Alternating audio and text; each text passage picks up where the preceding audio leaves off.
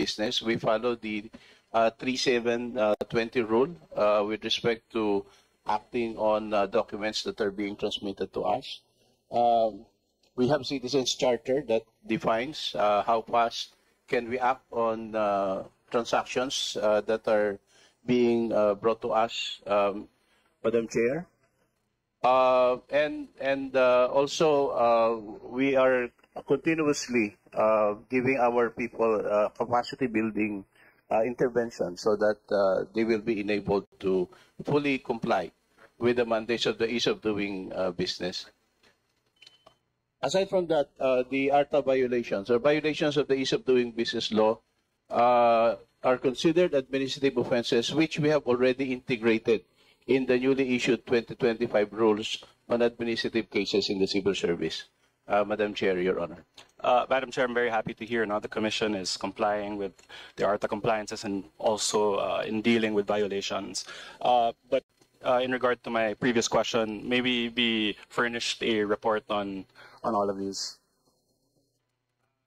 Yes, Madam Chair, Your Honor, will be furnishing your office with a report on this. Thank you. Okay. Madam Chair, I have no further questions. I would like to thank the CSC family for their time. And I would also like to manifest my support, as Kong Plato did, for the HRMIS, because I believe this would be very helpful, no, for all. And as Kong Abet Garcia mentioned, we can progress further towards a certain level of excellence that we should expect from the delivery of our public services. Thank you, Madam Chair. I yield the floor and my time. Thank you, Representative Daza. And again, we may have to ensure to close the gap between with the disparities among regions, and with the necessary data, kindly provide the office of Representative Nico Daza. Next in line is Vice Chair Maria Angela Garcia. Thank you very much, Madam Chair. Good afternoon po sa ating lahat. Chair Yap, magandang hapon po, and to the entire CSC family. At the onset, Madam Chair, I would like to support the motion of Kong Rufus earlier dun sa mga additional budget needs na request po ng CSC, and to support the increase of CSC budget. Madam Chair, based on the staffing report from 2024 to 2026, the findings show that the total permanent positions nationwide from 2024 to 2026 is around 2 million positions. And of these, 150,000 positions remain vacant through the 3 years. So that means 7.5% of all plantilla positions across government agencies remain vacant. From policy implications, of course, we feel that the unfilled positions imply that essential government services may be undermanned, which is contrary to CSC's constitutional role of ensuring efficiency. And katulad ng kanina pong mga pinag-uusapan, this also brings about over-reliance on non-regular workers. Katulad nung napag-usapan po tungkol sa JOs and COS. And despite the budgetary authority to fund over 2 million positions, hindi po na-optimize ng ating mga ahensya yung resources to professionalize their workforce. So the initial query po, of course, to CSC is how do we explain this persistency of vacancy rate?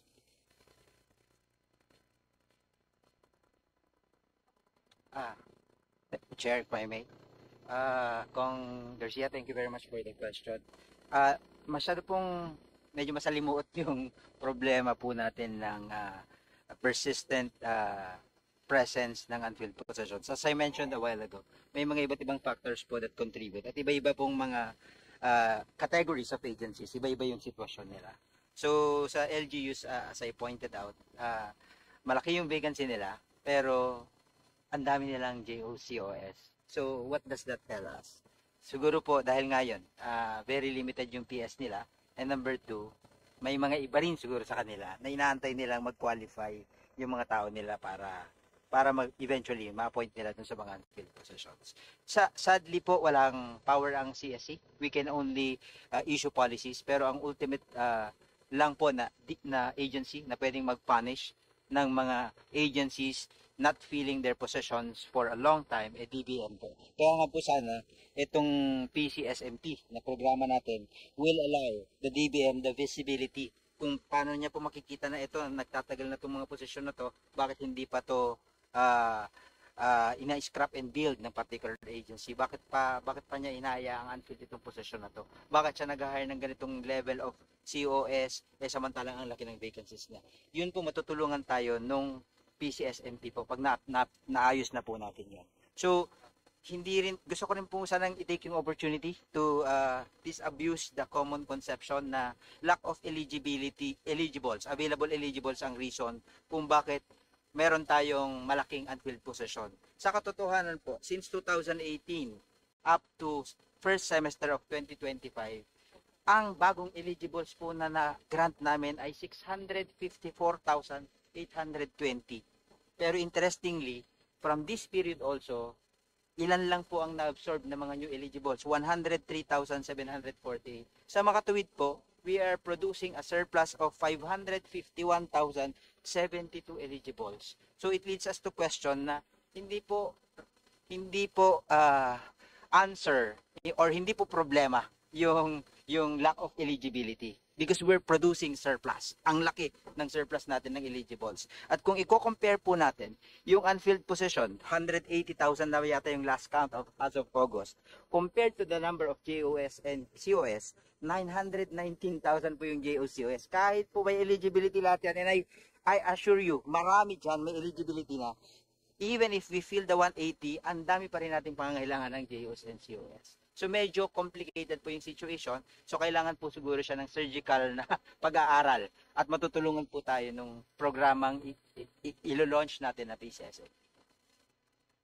Thank you, Madam Chair. May timetable po ba tayo dito sa ilo-launch nating programa? 5 years po yung modernization program, pero I think that DBM is already discussing kung paano yung ibang mga issues naman po. Kasi hindi naman po pwedeng antayan lang lahat. Hindi naman po pwedeng antayin lang natin na matapos yung PCSMP para magkaroon sila ng visibility. Of course, may mga ginagawa na po sila para makita po kung ano yung mga ba't parate na may unfilled positions. Tingin ko po pag nasalang po yung DBM, maganda pong matanong sila tungkol dito. Hindi ko sila pinapahamak, pero sana po matanong sila dito kasi sila po talaga ang may power, may carrot and stick na pag-ensure na i-fill up ng mga agencies itong mga vacant positions na ito. Kami makapag-issue ng policies to smoothen. Among others, we issued the ora-ora na bago po para mas madali yung processing. Kasama po sa inamed namin doon yung anticipated vacancies. For example, alam mo na magre-retire yung tao. So para hindi magkaroon ng gap, we give 6 months. Pwede ka na mag-publish. Para pag-retire niya, pwede ka na mag-appoint. Para wala nang excuse na may gap. Dahil kaya mo na dapat i-publish yun dahil alam mo na magre-retire siya. So may mga innovations po kaming pinasok sa ora-ora to para naman sa poder namin within our own corner of government matulungan namin po pag-address nun. On top of yun nga po, preference rating para sa mga may 10 years na serving the government.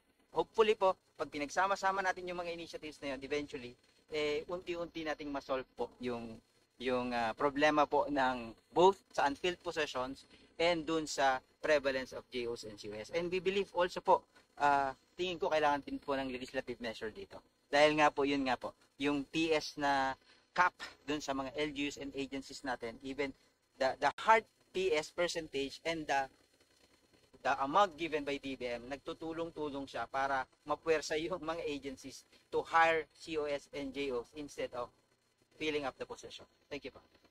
Thank you, Madam Chair. Ibig sabihin, from a CSC point of view, ano po yung merong mandato ang CSC to ensure compliance ng mga ahensya na mag-report, ma-monitor at mag-fill up ng vacancies nila? Wala ho kaming power na i-compel sila na i-fill up nila yung vacancies nila. DBM lang po yung kayang magpuwersa po nun.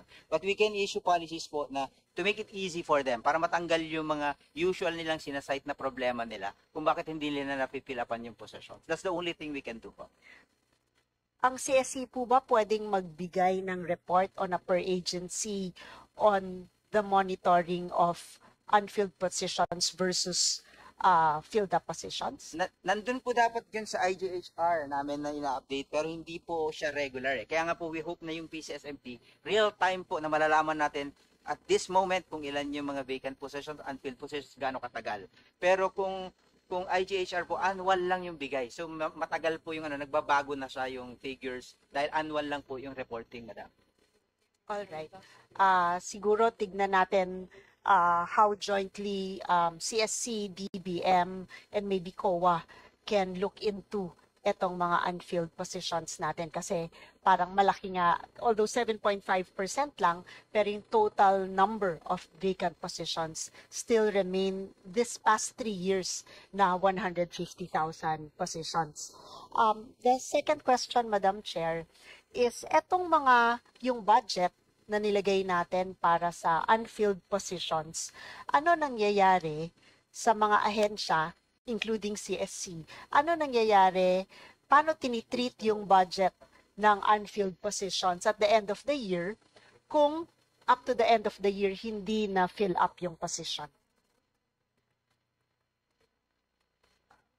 Commissioner Acosta. Hindi ko po, sa CSC po masasagot ko, pero dun sa iba, baka iba-iba sila ng practices. Pero sa amin po, yung mga hindi na fill upan or mga nag-retire suddenly or umalis suddenly, so natanggap na namin yung PS allocation for that. That's what we use for yung mga unprogrammed activities po namin.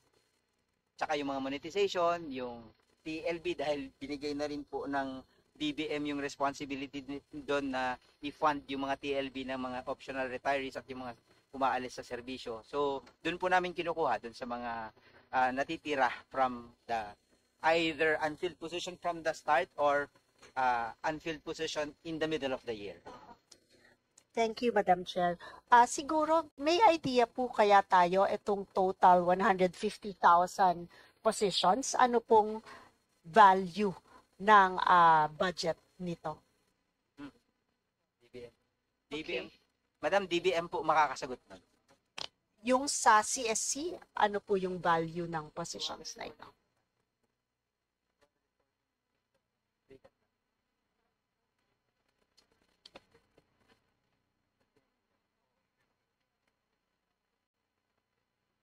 From our finance po, madam, mga around 39 million daw po per And annum. this is for, sorry po nga, how many positions unfilled? Average po 200, around 200. Pero yun nga po, again, nakalimutan kong bigyan ng nuance kanina. Kasi pag nagre-retire po sila ng December, November, nakakount siya sa unfilled for the next year. At tapos may programa po kami dati na ganito mo lang ipapublish, nakaprogram yung publication of vacant position. We erased that.